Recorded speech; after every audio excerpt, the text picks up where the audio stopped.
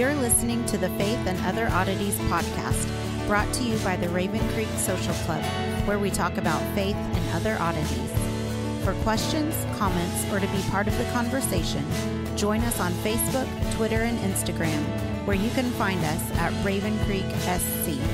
Now for your hosts, Emily Dixon and Nathan Underwood. Well, hey everyone, welcome back to Faith and Other Oddities, the show where Emily and I read the Bible and talk about it. And hopefully, while we're talking, we're learning, and you are too. So, well, yeah, hopefully something useful. yeah, hopefully. Well, last time we went through Psalm 3, which was pretty interesting. We got kind of a little bit of a start into 55, and I think today we're going to wrap that and get into Jeremiah 9. Yeah, we're going to go through Psalm 55, and we're going to talk about different points in it. And then I'm going to hit Jeremiah 9 kind of lightly because there are some connecting themes, but I think it's going to answer a lot of questions people have about David, because there's so much pushback about how can David be a man after God's own heart when he's done all these horrible things. And so this, for me, really provided a concrete answer that I can point to in the scripture that's not just conjecture, but actually has some really firm ties that makes it so much easier to understand that concept. And so I want to share that because I was really excited to see it. And those are the things that I get really excited to talk about, because it's like, oh, yeah, why has no one explained this to me? Why is no one talking about this? And why are people not, when you get on Facebook and you get on Twitter and there's all these questions and nobody has an answer, or they talk all around the issue and they provide you with a lot of conjecture and a lot of opinion and a lot of stuff that really doesn't make sense if you really break it down. So, occasionally you get to find these nuggets whenever you really dig in, which is, why I like doing the podcast. It gives me a good excuse for all the time I spend doing this anyway. Yeah. But so we're just going to jump into the text, because last week, like you said, we did start with some of the background, and we did talk a little bit about the fact that, it's a possibility this was two Psalms that were mashed together, and how and why that may have happened. And so as we go through, I'm going to point out those different elements that point to that idea and why people came to that conclusion. And we're going to talk about why maybe it's not the best conclusion. And again, up front, I am somebody who leans towards the idea that David did write these. I don't have a problem with that. There are scholars who say that absolutely could not be the case. In the end, it's a moot point. It really doesn't matter. The fact is, the Psalms are included in our Bibles. The superscriptions do tell us, hey, these are applicable to David's situation. So we can actually use them to gain more insight into the narrative. And they kind of act as a commentary on the events in Samuel. So they're very useful for that. But to begin with, we are going to look at a minute with the superscription. We're going to spend a minute on it, is what I'm trying to say. And so in the ESV, it says, to the choir master, with stringed instruments, a maskil of David. Now, Alter translates it a little different, not much, but there's a tiny bit of difference. For the lead player on stringed instruments, a David maskil. So first of all, we got to know what a stringed instrument is. This is not the kinnor. If you go back to our previous episodes, we talk about the significance of a kinnor. We talk about why that is the specific instrument used by David and how it's used in prophecy. This term here is actually a blanket term for all stringed instruments. So a kinnor would be under that umbrella, but it's not limited to just the kinnor or the lyre, if you want to use a more familiar term for the instrument. Now, the term maskil, it is one of those really vague terms. It's not something that is easily translatable because we don't really know what it means. And some say that it refers to the song. So the psalm itself is the maskil. Others say it's a title for the musician, that the musician is called a maskil. And so the there's some debate on what it actually means. And Art Scroll actually translated it as a wise man, that the Maskil means that this is directed to somebody who has wisdom. And wisdom is such an interesting attribute because it's something that's attributed to people God has inspired. It's usually used to describe the prophets. It's just used to describe, of course, Bezalel, one of my favorites, who was the artist of the tabernacle. But even within Art Scroll, they aren't consistent in adhering to that meaning. And sometimes they will actually use it as describing the song. So that's how kind of obscure and vague this term has become over the passage of years. But yeah, and I think that we need to be aware there are some words in the Bible that just, by the erosion of time, their definition has become fuzzy, and we need to be okay with that. And so now the one thing everybody does agree on is that this is a psalm that teaches wisdom. So this is another reason why it might be a Maskil. It teaches a lesson. It gives you some vital instructions for life. So that's the reason why it could apply to either the person, the lead musician, or it could apply to the psalm itself. But so verse 1 says, "Give ear to my prayer, O God. Hide not yourself from pleas of mercy for mercy. Attend to me and answer me. I am restless in my complaint and I moan." So the psalmist begins with 4 different ways, 4 different means of appealing to God and seeking God's attention. Give ear, or hearken to, as some translations have it. Do not hide. Altar has do not ignore. Attend me, or listen well, pay attention is what the meaning of this is. Answer me. And again, that's pretty consistent throughout. Answer. I need to know you're paying attention because you're going to take the time to actually respond. Now, that response is really important, and you're going to see why the idea that God would respond is significant within the psalm and in Jeremiah 9, because the psalmist is anticipating that God will act, and God is going to act because the psalmist has taken the time to ask. Now, this sounds really familiar to those of us who are, students of the New Testament. Seeking you will find, ask you'll be given, knock it'll be open. All of these concepts that Jesus taught are already being presented within the Old Testament or the Hebrew Scriptures. Yeah, and I see this, and I read this, and I was listening to it earlier, and I was thinking about this, just how you're talking about how many times he says he's asking for for a response, and I really, growing up in the Southern Baptist Church, that's not really a thing. How dare we? How dare we think we can tell God that He needs to respond to us? It actually reminds me of the Kathleen Madigan routine, Bothering Jesus. If you haven't seen that, it's pretty funny. But kind of a similar thing of like, don't bother God. He's busy doing other stuff, and they're all more important than you. So so to me, like hearing this, it's like, man, that's a lot of emphasis, a lot of I don't know, a lot of bothering God here. Well, and with the expectation that it's going to happen.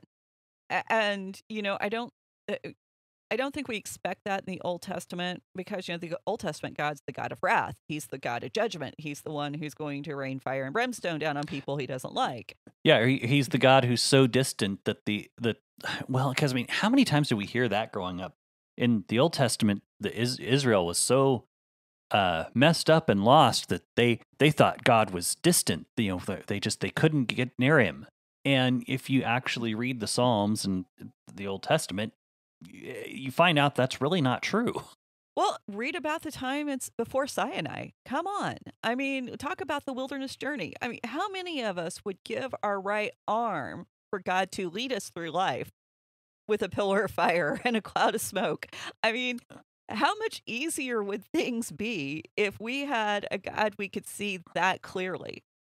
I don't know. I mean, there was still some messing things up in the Old Testament, even during that time.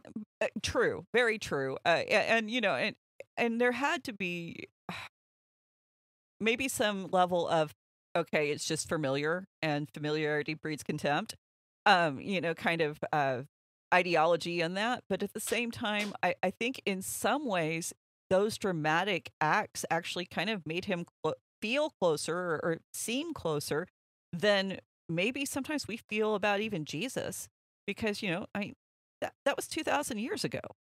Yep. And so, I don't think it's being disrespectful or rude to sometimes say, hey, sometimes it feels like he's not there. Sometimes it seems like it's just almost a fairy tale. And, sometimes it's just being honest about the human perception and what's going on, and not just ignoring the fact that we have to grapple with these issues. And I think sometimes if those of us who have been in the faith for a while, and I almost want to say a mature faith, but I don't have a mature faith. I have a faith that's been around a while. It doesn't necessarily mean it's grown. But if those of us who have been in the faith a while, maybe if we were just real about, there's just times that I'm not feeling it. Sometimes it is just a matter of, this is what I believe, and I do have moments in my past I can point to that gives me reason to believe, but it really is a matter of faith sometimes, and it's not a matter of proving or providing evidence. And that can cause you to have those moments of doubt and to feel those distant places. And that's okay. We don't have to just walk away from faith because we have those feelings or we have those moments. We can acknowledge them. And I think it's interesting how a lot of times when you go through those periods, and sometimes those periods can last months or years, but if you just keep at it, keep after God, listen to me, pay attention to me, hearken to me, a lot of times he will show up, and he'll show up in a way that's like, yes, this is why. And, I can't guarantee that, but I have seen that happen, at least for myself. So I think we need to be real, and not just act like, you get saved and it's going to be like you're having coffee with Jesus every morning. Some people, I think they have that experience. I don't think that's necessarily universal. So anyway, in verse 3, David gives this explanation about why he needs God to intervene. He describes his dilemma, and there's the noise of his enemy, the suppression of the wicked, and people bear a grudge against him. And if this was written by David, and it was written at this time when Absalom had invaded Jerusalem, and Ahithophel is guiding Absalom, providing counsel for Absalom, then this grudge can actually refer to a number of things. So we can have Absalom holding a grudge for the fact that David did not stand up and do something about the violence against Tamar, which makes perfect sense. Ahithophel, Bathsheba's grandfather, he could hold a grudge for what David did to his granddaughter. And, you don't want an angry grandfather. You don't want an angry grandmother. And I think especially when that grandfather is one of David's mighty men, not somebody you want to make an enemy of. It could also refer to Saul's family, who thinks that David took the throne when he shouldn't have. So there's a lot of people who don't like the fact that David is where he is. Now, this is not a universally accepted translation. Alter translates it a little different. He says, when they bring mischief down on me and and fury, I can't read my own handwriting, and fury harass me. So it still works. It just doesn't seem to be as pointed at David as I think the ESV, which the ESV in the Psalm follows the Masoretic text. Alter actually draws from the Septuagint and the Dead Sea Scrolls because there's points in here that he feels like are just gibberish.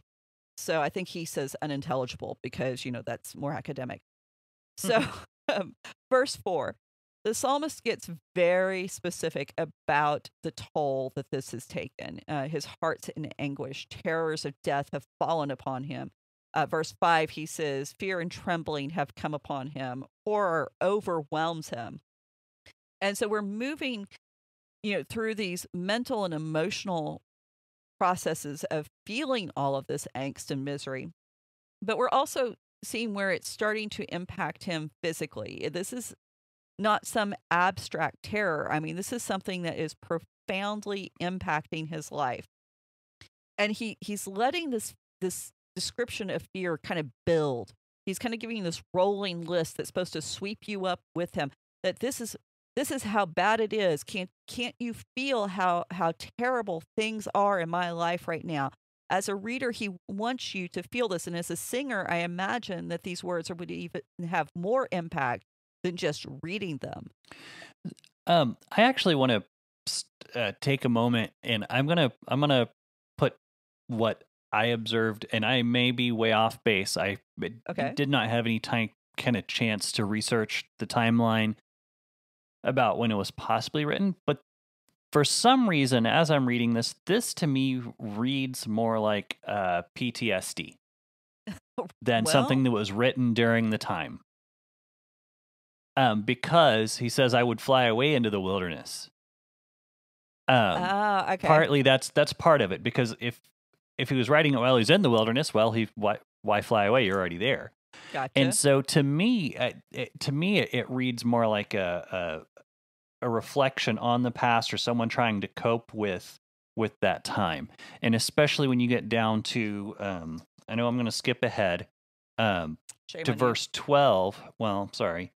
But verses 12 and 13, where he talks about if it were my enemies, it could be one thing, but this is a man who was my companion, right? Who betrayed me. And so, one of the things that Jordan Peterson mentions oftentimes, we can deal with, a lot of times we can deal with tragedy, but it's malevolence that we have a hard time accepting. And that's what causes these kind of PTSD reactions, and betrayal is one of the heaviest ones. And in the ancient world, we kind of have this, the idea of war was just kind of accepted as a way of life. Right. And that was just, it wasn't necessarily seen as evil and malevolence. It was just tragedy. Right. And so if it was war with an enemy, that's tragedy. If it's against someone who's a companion, then that is, they're evil enough to plot against their own relatives or their own people. And so that's why, to me, I'm kind of working through part of my explanation here as I'm going over it. But when I listened to it several times today while I was doing some chores and stuff, and to me, I just wanted to throw that out there. To me, it seems like something that was written after the fact, and it's probably like panic attacks or something of that nature. Well, there's some validity in that, because we talked about last week with Psalm 3 and how kind of almost terse it is. There's only one metaphor, and, that we don't have the Davidic flair that we expect from David's writing. And we talked about how that possibly could be because he's on the road. He's fleeing. There's not a lot of time to sit down and carefully craft a psalm, where this one seems to have had more time and energy put into it. And you were talking about the timeline. The timeline, of course, with any psalm is up for debate. Sure. Now, if it is David, they believe it was written, somewhere around this time with Ahithophel. But how close? Was it on the road? I do think that, because if we want to compare and contrast with Psalm 3, this would seem to be at least at a time where he was encamped somewhere, out of harm's way, not, scrambling to make a game plan like he was at the very beginning of the flight. So there could be a possibility that this is reflection, that this is something that, as he moved forward, that, maybe it's not right during the flight, maybe it's a little later. I don't know. But I mean, that would make sense, because one of the things you do with PTSD, and I've had my bouts with that, is you relive those moments. And you feel everything you feel in that moment. Sometimes you feel more than you felt in that moment, because in that moment you didn't have time to feel it. You couldn't acknowledge it. And so when you revisit it. Exactly. And David being the military strategist, I could see maybe the Psalm 3 being written on the road kind of thing. But I could see David being, him being such the military man, the strategist, that he's going to take care of business and we've seen this in our own family. We take care of business, and then we have our breakdown after everyone is, back home and back in their place. I've often told friends, I'm like, during a crisis, I'm the person you want there. We will get it done. We will get it taken care of. I will keep everybody moving. Now, 3 days after everybody's safe, you probably just want to leave me alone. Because that's when I'm going to be the big mess. But yeah, that's how we handle it in our family. I mean, it's like, what's the next step? You just do it. You shut the emotions off. You get it done. You take care of business, and you realize that the emotions can be dealt with later. And so you might be onto something. I'm kind of surprised I missed that because it makes total sense.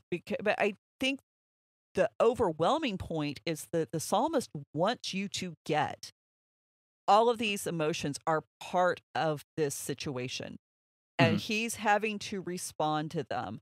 And, the idea that somebody in David's position could feel this way, it would be kind of new. It's kind of almost a novel thing for, this high and mighty king to actually feel vulnerable. Because that's what he's describing. I have been vulnerable. This is the way I feel because of what I've endured. And he says, in verse 6, "Oh, that I had wings like a dove, I would fly away and be at rest." And by the time he gets through this list of emotions and this list of reactions, we're ready to join him. Let's go. We need to get out of here. And this flight is in response to this terror, but the terror is so inescapable that it's going to take someone or something else to take him out of it. He cannot be who he is in that moment and be removed from the situation. So he needs supernatural divine intervention. And if you've ever had a PTSD induced panic attack, that's how it feels. So when you're saying this, I'm like, yeah, this does make sense, because it's like the fear, the terror is so pervasive that it just saturates every pore and every fiber of your being, and it sinks into your bone, and there's no place to hide from it. You can't get away from it, which makes it that much worse. So yeah, because this says, "Fear, trembling come upon me, and horror overwhelms me."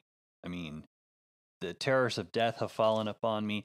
And to me, again, there's just something about the wording that like the terrors of death have fallen upon me. That doesn't necessarily mean that death has fallen upon him or that people are dying around him, but to me, I'm thinking, the terrors of death that he's witnessed and seen and implicated, committed, and it's so that's just like I said, my untrained opinion there. No, I mean, it makes total sense, and I can totally track with that, and I do think, since you brought it up, and I'm kind of shooting off the cuff here, one of the dangers of being someone who can shut down the emotion and get the job done and make sure everything happens as it needs to in the middle of a crisis is we think, oh, well, it's done. I don't need to feel it. I don't need to work through it. And it is so vital and important that if you've gone through those situations, whether we're talking, you're a vet who's served overseas and you've seen horrible things, and well, it's in the past, I don't need to deal with it. No, you need to deal with it. An abusive parent, an abusive spouse, which was my situation, a horrible natural disaster. You can't just say, it's over, it's done, I don't need to pull that out. The past is the past, it needs to stay there.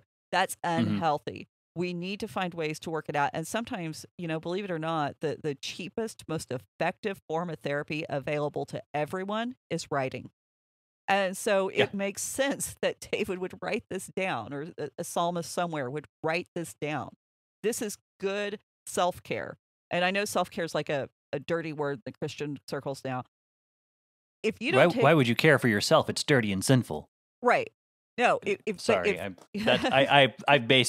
listened to many podcasts because I listen to everyone just to make sure I'm informed. But there are literally people out there who will tell you shouldn't take care of yourself because yourself is dirty and sinful. And if you start to indulge in self-care, then your sin's just going to multiply. And I'm like, whoa. What do they think Jesus retreats to the mountainsides and into the wilderness to pray were? That was self-care. I mean, come on. Let's be real. Now, if your self-care is spending all the money on you. Well, but Jesus was sinless. Jesus was sinless, so he could take care of himself, and that wasn't a sin. Well, okay. Because he was the only person worth caring for. You can't see me right now, but you aren't going to. I'm sorry. I totally do not espouse that view, but I'm saying I know. I've listened to preachers say things like that, and I can't understand how you get there. I can understand their reasoning, but I can't understand how you get there if you actually read the Bible and believe that God is good and loving. So anyway, go ahead, Emily, before I get too ranty. Well, I've got to give a little bit of a rant now. Okay, one of the biggest problems, and I'm just going to say it, one of the biggest problems in the Christian community is we have taught abstinence, not responsibility. And we shy away from things that we are actually supposed to be dealing with in a responsible manner. We aren't teaching people to go, hey, there's somebody who's hurting, who needs help, and so let's go help them. We go, oh no, that's a drug addict. They do drugs. They're scary. Let's get out.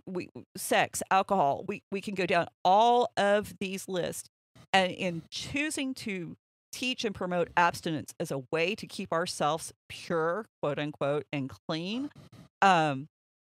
we aren't even allowing ourselves to function in the real world as it is.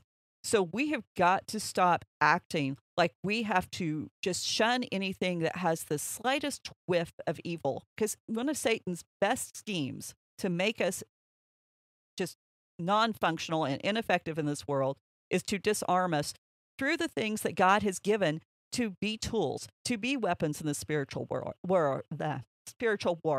And so, taking some time to take care of yourself, watching what you eat, doing some exercise. I'm just talking about the stuff I don't actually do, but people should.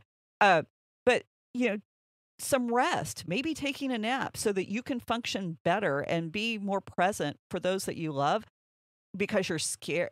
Those are things you should do, not shun because you're scared that you might accidentally take it too far. Be aware. Don't make stupid decisions and don't indulge too much. That's a problem because now you're in extremes. And the man who fears the Lord avoids all extremes. Mm-hmm. So anyway, that's just one of my pet peeves. I get so tired of us acting like we have to be afraid of everything that's out there because it might contaminate us somehow. It might lead us into sin. My God's bigger than that. I don't know what God these other people are serving. My God's bigger than that. And so I got to watch out for myself. But if I keep drawing closer to him, he watches out for me. So, he's got my back. But anyhow, another can of worms you shouldn't have opened on air. I think I did, but I'm going to blame you. I think the Psalm did. There we go. So I'm going to blame the Bible on this one. Blame God. So verse 7, yes, I would wander far. I would far away. I would lodge in the wilderness. So here's one of the first elements that connects us to David, because as implicitly, David's flight is from Absalom. He is in the wilderness. He's not in the city anymore. He had to find refuge in the wilderness. Why? Because Jerusalem, the city proper, has been overrun with supporters of Absalom. And verse 8, he says, I would hurry to find shelter from the raging wind and tempest. Now, the sages picked up on this and they said, hey, this is a clear indication that if your society is corrupt, then you should remove yourself from that society. If you can't find a better society or a less corrupt society, you should just go to the wilderness and seek God. And now we're kind of back to what we were talking about a minute ago. There are times that, I think everybody should go out to the wilderness. I think you should spend some time, just away and alone with quiet. But I think Jesus, again, presents us the picture. What happens after you spend that time? You return. You go back to the community. You rejoin society with this renewed sense and purpose and this understanding of God and his love and his care for you, because you've taken time to remind yourself that God really is there.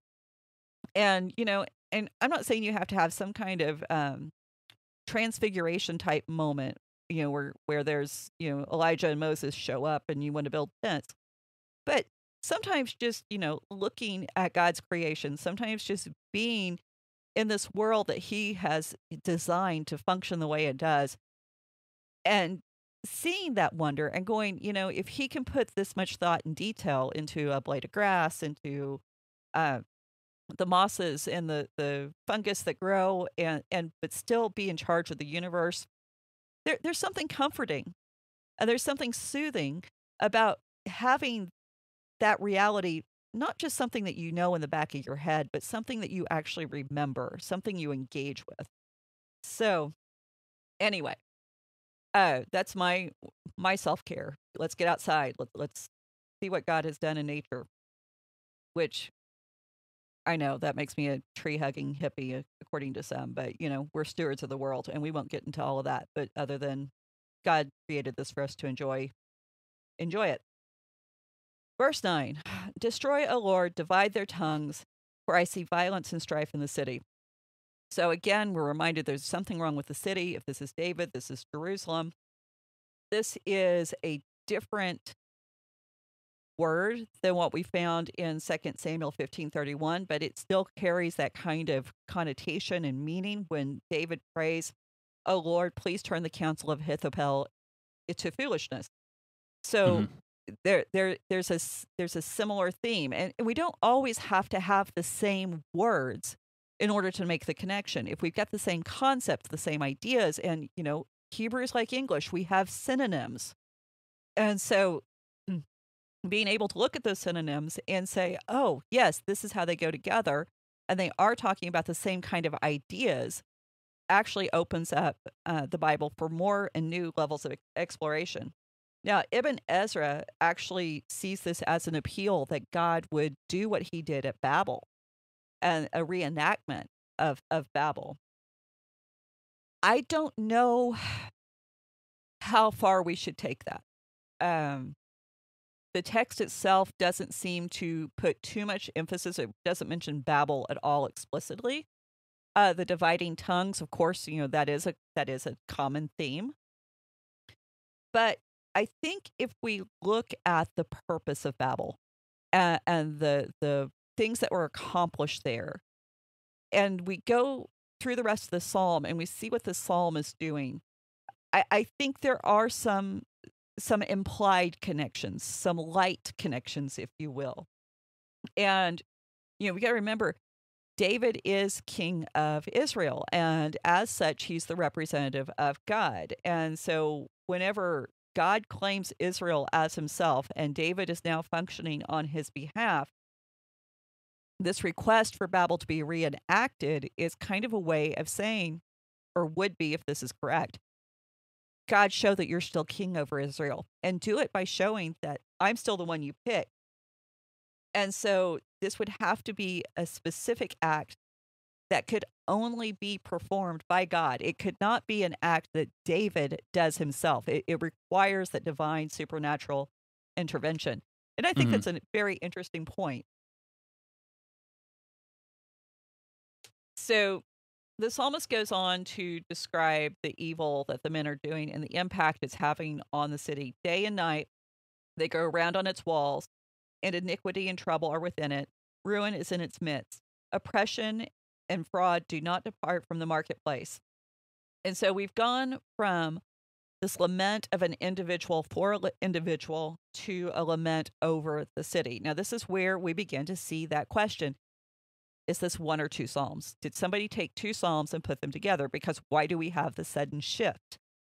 And we kind of brought that up last week, that, why wouldn't we think about the fact that this is one person who's causing problems in the entire city, that the deeds of a single individual are impacting all the people around them?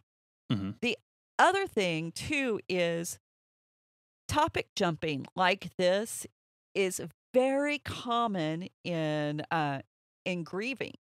It's not something that psychologists or even interrogators are unfamiliar with. And so we should expect it whenever there's a grief process going on. As a matter of fact, one of the signs that they look for, like in an interrogation, is consistency in grief. That the grief process be very linear, that it be very homogenous almost. But that's not a tip off that the grief is real. It's actually a tip off that the grief is being faked. Because, if you've ever been to a funeral in our family, you're going to find there's going to be moments where people tear up and people, have this sorrow that's manifest and demonstrated.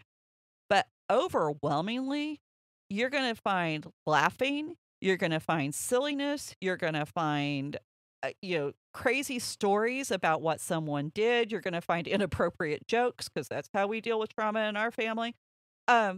It's there is that topic jumping. There's the jumping in the emotions. There's this almost randomness to it because when you're in grief, you don't think in a straight line. That's when you're stressed, you don't think in a straight line. You tend to jump from one thing to the other. So actually this is evidence of authentic grief rather than manufactured grief. So in verse 12, we get back to a personal circumstance. Also, this connects us back to Ahithophel. These are the ones I believe you referenced earlier. And it says, "For it was not an enemy who 12 and taunts 13. me." Yep. So then I could bear it. It's not an adversary who deals insolently with me. Then I could hide from him. But it is you, a man, my equal, my companion, my familiar friend. And so we're back to that betrayal. This is where we're seeing what the root issue is. The terror and the pain, yes, it's caused havoc in the city, but the personal hurt is because it was a personal relationship that was injured and was used against him. Matter of fact, the Hebrew here for familiar friend is yada. And yada is the Hebrew term that we most often find used in reference to sex. And Adam knew his wife. To know, it's that experiential knowledge. This is somebody he has experienced meaningful events with. It's not a sexual relationship. That's not what it's applying here, because that's not always what it means.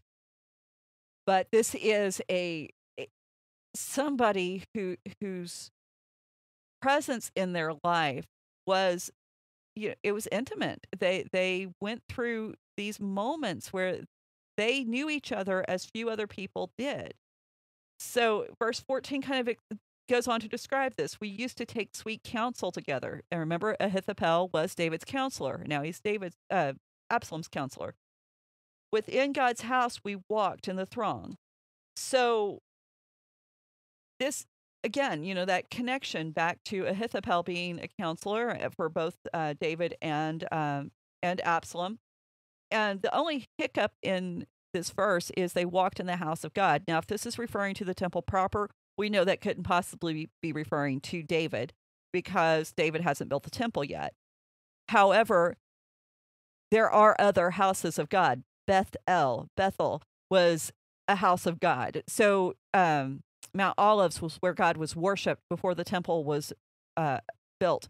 So we have these moments, or these other places where it could be taking place. It doesn't have to be the temple, but that is one objection that people do bring up. And I think up to this point, as we've kind of been walking through it, it's very coherent, and I think it's very plausible that David could have written this psalm. So, yes, Jerusalem's the city. He needs to flee from it. It's no longer safe. But the reason why it's not safe is because the individual. So it doesn't have to divide the psalm into two separate parts, going back from the plural to the singular on who's oppressing or who's hurting him.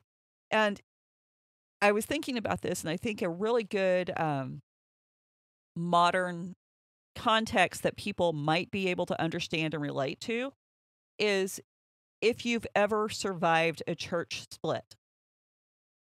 Because typically what happens, and I can say this having survived a few, there's one or two people stirring up trouble.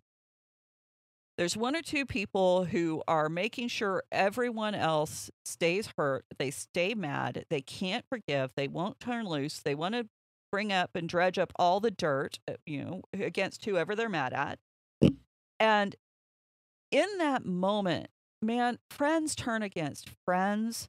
People that you counted on as spiritual mentors, people that were brothers and sisters that you had shared meaningful worship experiences with, that you had grown with, that you had healed with, people that you had invested in their lives and they had invested in yours, they will turn on each other in a church split.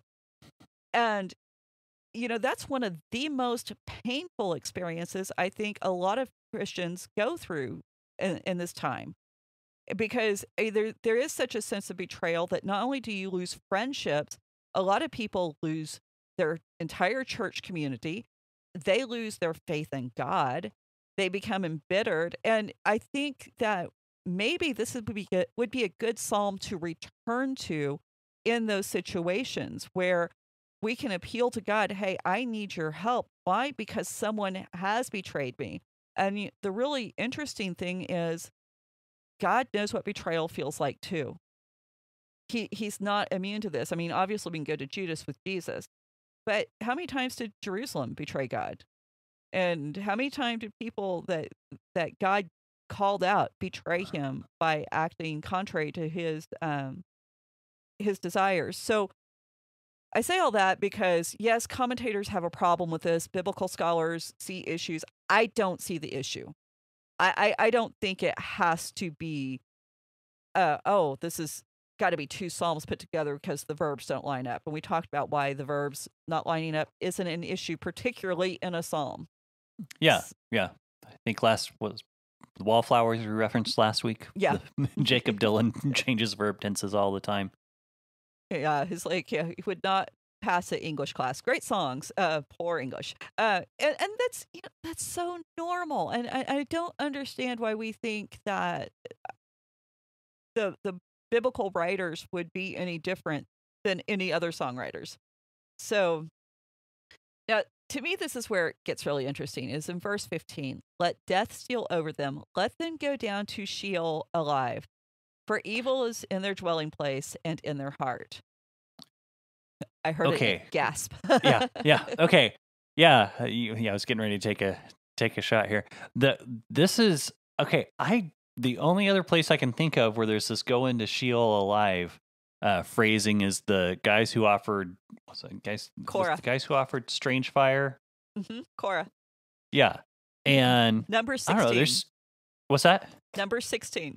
Number 16. Yeah, I didn't have a chance to look it up, but yeah, I was thinking about that because, man, that's a really interesting verse. Like the ground opened up and swallowed them, and then says they went into Sheol alive, and that's just creepy phrasing. Well, and a little bit of background. So for people who aren't familiar, because this is one of those stories that's too weird for a lot of preachers to touch. And I know people who've been in church for years and have never heard the story. And basically what it boiled down to is you had this group of priests who said, hey, why are Aaron's sons getting better treatment than us? We're just as important as they are. And Moses, you're just a horrible dictator. I'm paraphrasing, of course, if y'all guys don't realize this. Moses, why are you being, playing favorites here? You can't really be the person that gets to make these rules. And so they organize a bit of a coup. And of course, this doesn't make God happy because we know Moses is God's appointed leader. He is the one that's been chosen. Now, Moses has a problem in this moment because if he stands up and says, hey, you guys are out of line and I'm just going to kill you all for daring to organize some kind of little political coup against me, now he looks like a despot. And he's just going to incite more rebellion because nobody, especially somebody who's been oppressed, who's experienced some freedom like these people had coming out of Egypt, they will fight tooth and nail not to be oppressed or even bear the resemblance of oppression again. So he can't really do that. However, if he leaves it unaddressed and he does nothing, now this might embolden even more people to start to challenge his position as God's leader. So it's kind of an impossible situation on a human level for Moses to address. However, God provides the solution. And I'm just going to read, this is Numbers 16:28 through 30. And Moses says, "Hereby you shall know that the Lord has sent me to do all these works, and that it has not been done in my own accord. If these men die as all men die, or if they are visited by the fate of mankind, then the Lord has not sent me. But if the Lord creates something new, and the ground opens up its mouth and swallows them up with all that belongs to them, and they go alive down to Sheol, then you shall know that these men have despised the Lord." So this is, like you said, the only place where we have this word. And the sign, specifically the sign that God is king, God is in control, and God approves of Moses as a leader, is this going down to Sheol alive, that God takes these men and says, this is where you belong. Why? Because they've despised the Lord. And so we can automatically see the similarities. Absalom's rebelled against David. There's people questioning whether or not David is God's appointed or anointed leader, just like the sons of Korah were questioning whether Moses was the appropriate leader. Absalom's challenging David's right of rule, just like Korah's and his sons were. And David needed to be vindicated. But if he makes any move, he's in the same position that Moses was, yes. And so if we understand that the psalmist, whether it's David or not, is pulling from number 16 with this verse, we understand that the psalmist is asking that God deal with his enemies in such a way that there is no doubt that people would know that God is the one who brought about revenge. God's the one who vindicates this person as being a rightful leader or rightfully fulfilling their place and position, whatever it is. And it's also a very fitting fate that somebody who has despised the Lord, or somebody who reviles the Lord and has made this place for hatred and rebellion in their hearts, and made their home a place where rebellion lives, that now God would say, you're going to live in the home that rebellion created, and which is Sheol. And so it's an appropriate thing, because this is what the person has chosen. This is what they've decided they want in their life. And God says, well, then this is where your life will be. And I think that's really an interesting switch that we don't often think of. There's a lot of debate on, does God really send someone to hell? Does God, design people for hell? And I don't think he does. Well, I wasn't it Lewis who said, ultimately God gives us what it is we ask for, whether it's eternity with him or eternity without him. I probably butchered the quote, but it's something to that effect. I think that sounds like something Lewis would say, but I mean, I think the sentiment's correct. Whoever said it, I definitely think the sentiment's correct. And so, these people have decided they didn't want God's leadership, and now they're saying they don't want it in the form of a person, whether it be Moses or David or the psalmist, whoever they may be. But when God appoints leadership, you respect his leadership, because he's decided this is the person you need for this moment. And we can talk about how far that extends into the political realm at some other time. I don't really care right now. I'm done with politics. Verse 16. But I call to the Lord, and he will save me. Evening and morning, at noon, I utter my complaint and moan. He hears my voice. He redeems my soul and safety from the battle I wage, for many are arrayed against me. So this section, it's a complete reversal from the opening, where we have this list of ways that he's trying to get God to pay attention. Now he's affirming God will pay attention. And it's almost boastful. God will hear me. God will respond to me. God will save me. But the psalmist is not saying this as a way to say, hey, look how important I am that God's going to pay attention to me. He actually explains his confidence in verse 19. when he says will give ear to the God will give ear and humble them, he who is enthroned from of old, because they do not change and do not fear God. So the ESV follows the Masoretic. This is following the Hebrew as closely as possible. It is very difficult. Hebrew, some of the syntax and stuff is challenging. But the psalmist is very clear. God will hear because the enemies are arrogant.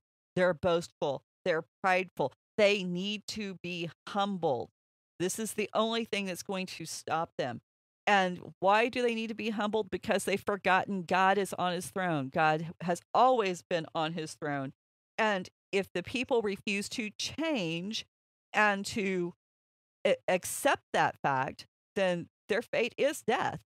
And I think it's very interesting that the wording there, that the consequences aren't because they had this thought. The consequences aren't even because they rebelled. The consequences is because they refused to change. They continued in the rebellion, where if they had repented, everything would have been fine.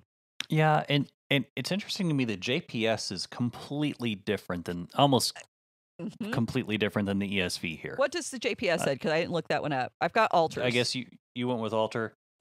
God reigns from the first, who will have no successor.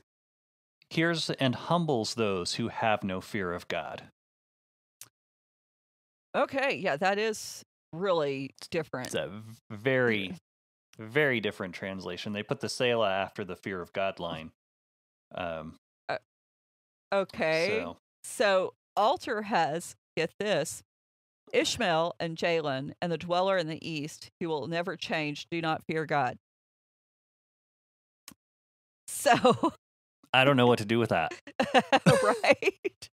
Okay, so this just shows you how hard this verse is to translate, that we have such three completely different translations. So Ishmael, we know, is, of course, the son of Abraham. Jalon is a descendant of Esau. And then we have this mysterious dweller in the east. Altar says this is a list of enemies who's arrayed against the psalmist. He recognizes that it's all very symbolic.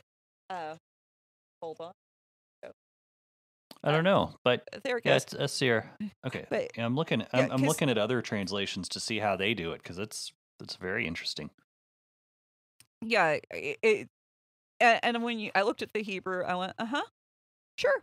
Yeah, well, in the NIV, it's different too. God, who is enthroned from old, who does not change, he will hear them and humble them because they have no fear of God. I mean, that's quite different than the ESV. So I don't know. It seems like the ESV went off the rails, but I'm not sure. It's actually they do follow the Masoretic, and they follow it pretty closely. It is just one of those texts. We've got to remember how old this is. We've got to remember that it didn't come to us etched in stone. It came to us on scrolls that had been passed through hands, that had gone through multiple, people's lives. And even reading my own handwriting, you'll see how much I struggle with it. Try reading somebody else's handwriting whenever they're using an alphabet that may have changed. Here's a good example. Try getting a millennial to read cursive. No, I know.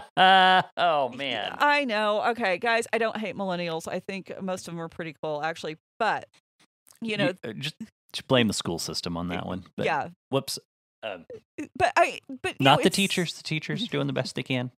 But that's a totally different topic. Yeah. No, we aren't going to go there. So, yeah. But the problem is, alphabets and the way we write things do change over time.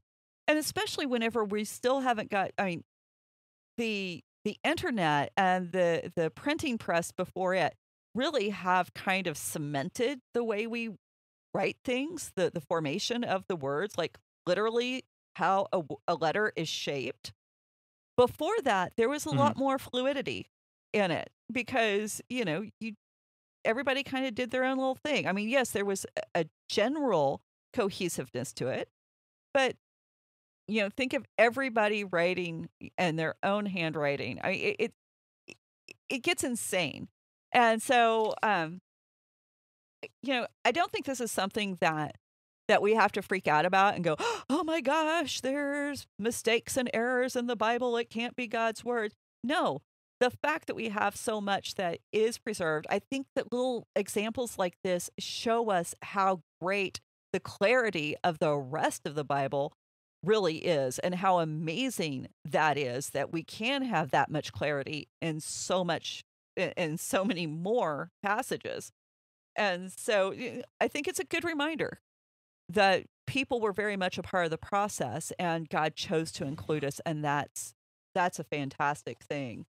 And so uh, I don't think we're ever going to have a great explanation about exactly what this verse should say, although we do know that idea of because they did not change, that one's actually one of the few things that is pretty clear in that verse. And often this word for change actually refers specifically to changing of clothes, which I kind of see as another little nod back to Samuel, because if the book of Samuel has taught us nothing, clothing is significant. Clothing, like we've said before, can almost be its own character in the book of Samuel, because it does denote the person's spiritual and physical and mental well-being and condition of the time. And so the thing about using this word where clothing that can be changed, taken on and off, shows that it's within the power and the ability of the person they're talking about to change. So I think it's very important that we see these points where we all are have personal responsibility within the scripture to decide who are we going to serve, who are we going to follow, and we get to decide. And so the thing is, the psalmist is making it very clear. He is going to be saved. He is going to be taken care of, not because he's such a great person, not because he's this amazing guy. He is being taken care of because of who God is. And in opposing him, his enemies are actually opposing God. So, verse 20, it says, my companion stretched out his hand against his friends, and he violated his covenant. His speech was smooth as butter, yet war was in his heart. His words were softer than oil, yet they were drawn swords. So the psalmist, he's going, back and forth, that grieving process we talked about earlier. At one minute he's grieving over the evils that this guy who was his friend and who betrayed him, and this confidence in God. This isn't being double-minded. This isn't being, unstable, any more unstable than anybody who's in the middle of deep grief is. This is fighting through that process. And a lot of times when you're going through that process, you bring up, hey, this is where I'm hurt. This is the pain it's caused me. We get very real and honest about the depths of that wound. And then we go back and we speak truth over ourselves. We say the things that we know are true, no matter how we feel. And the truth is, God is faithful. God protects, God defends those that love him and those who serve him. And, I think sometimes we forget that one of the big, big acts of faith is grappling with the reality of our situation, and not just denying that things hurt us. And, this grieving process, it is one of the things we need to be engaged in, actively engaged in, because it's the process God put in place to help us heal. And we begin that by being very honest about how we've been wounded, not covering up those wounds, and not trying to hide or conceal them from ourselves, and especially not to God. So if we want to be real blunt, we don't lie to God about what's happening to us. And, and one of the ways we do that is to be very honest about how we came to be in that condition. And I've heard people say, oh, well, you've got to take responsibility for your own situation. Don't blame others. Don't bring up what they did to you. That's saying they made you feel that way. They caused you to feel that. That's trying to get out of your responsibility for your own emotion. No, that's telling the truth. And this is not blame shifting. When somebody legitimately hurts you, when somebody legitimately does wrong to you, then it's okay to address that. It's okay to say it hurts. And, we didn't say, well, Jesus should have just, taken responsibility for the fact that Judas betrayed him. I mean, we know that's ridiculous. We put the blame on Judas because that's what Judas did. And so, that's a model of Jesus forgave him. Jesus, we aren't going to talk about salvation, forgiving, and all that. Jesus dealt with his emotions. Let's talk about that side. Jesus never hid the fact that this was done to him. And one of the things I think is really interesting when we talk to people, a lot of times they will spend hours going over slight inconveniences, little bitty hurts, minor offenses, and they will talk about those all day long. But trying to get them to open up about the big wounds, the wounds that really matter, a lot of times we don't do that. We won't go there. We won't go to those places where we're vulnerable and be honest about the depth of our hurt. And usually those hurts, and we go right back to what we were talking about earlier, the hurts that are the most painful are those personal betrayals. And we don't tell those stories. We don't talk about those things because they are too big and they cost too much to even relive sometimes. And we need to be doing what the psalmist is modeling for us in saying, I've got to take this to God. I've got to lay it all out there. And I have to be honest. A friend and a brother or sister, they wounded me. Mm-hmm. And if we can do that, I think we can start to heal. But a lot of people want healing to be, they want it to be instantaneous. They want it to be supernatural. Mm-hmm. Healing's work. I don't know any physical condition where we get injured and we go, I want that to be better, and boom, it's better. I do believe that there are miracles of healing. I think those happen. But most of the time, it's a process, and it takes days, it takes weeks, and it's painful, it's messy. Mm-hmm. And so healing from an emotional or a spiritual wound is also messy.